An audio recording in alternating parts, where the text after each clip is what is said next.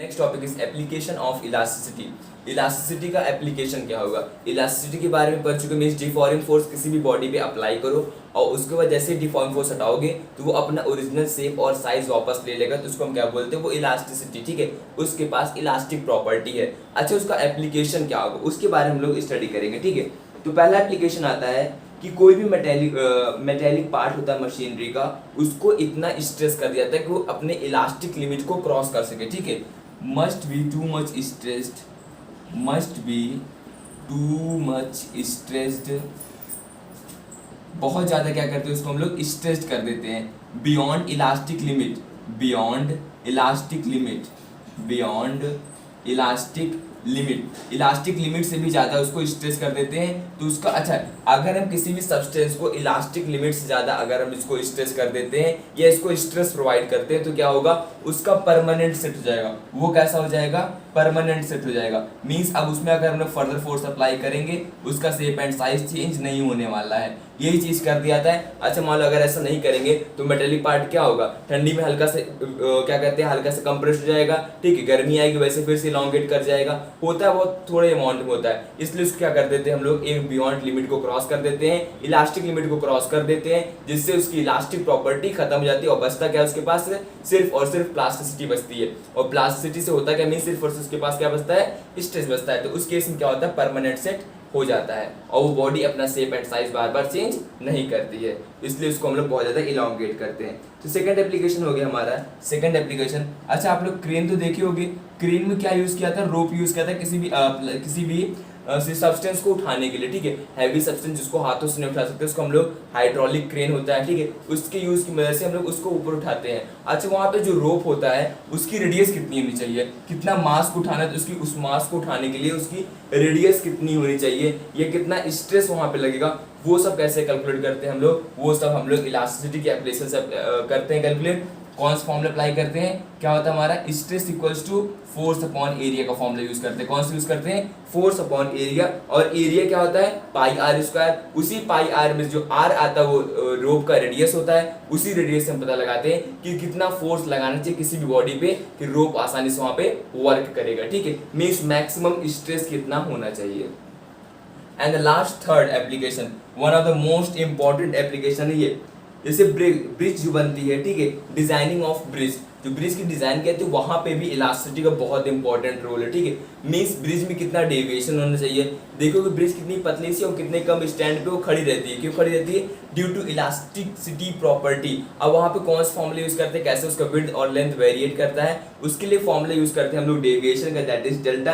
And delta is WL cube upon 4YBD cube. The delta is in case of bridge, in case of bridge designing, bridge designing में ये phenomena use किया जाता है। और उसके लिए फॉर्मूला क्या होता है? Delta equals to WL cube upon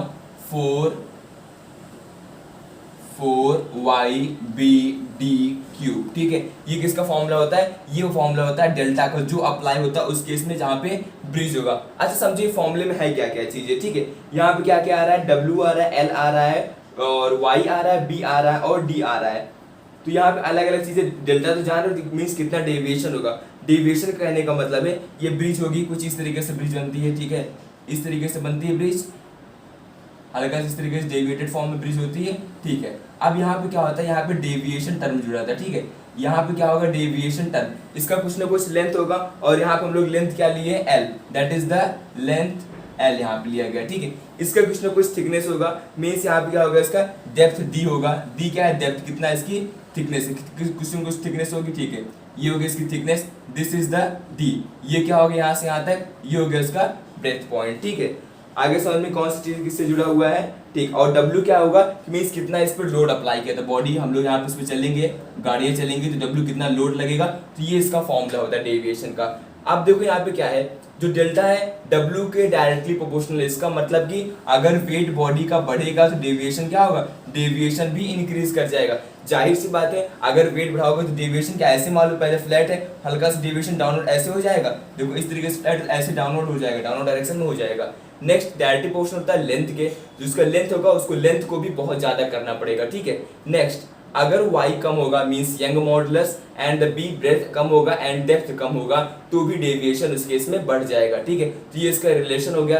question directly पूछ सकते हैं कि क्या चीज करने पे ब्रेथ जो डेविएशन होगा वो इंक्रीज करेगा और क्या करने पे डिक्रीज करेगा। अगर हम लोग वेट और लेंथ को इंक्रीज करेंगे तो डेविएशन भी इंक्रीज होगा। अगर हम लोग यंग मॉडुलस या फिर ब्रेथ या फिर डेप्थ को डिक्रीज करेंगे तो जाकर के डेविएशन बढ़ जाएगा, ठीक है। ये फॉर्मूला किसका हो गया, ब्रिज डिजाइनिंग में इसको यूज किया था, ठीक है। And this formula of bending of bridge known as buckling, इसको क्या बोलते हैं हम लोग, बकलिंग। जो ब्रिज की बेंडिंग होती है हैवी मास के कारण बेंड करके बनाया था, उस प्रोसेस क्या बोलते हैं हम लोग, बकलिंग प्रोसेस करते हैं, ठीक है। क्या बोलते हैं उसको, buckling process. And the last third one application, another application is the maximum height of mountain on earth depends on the shear modulus of rock।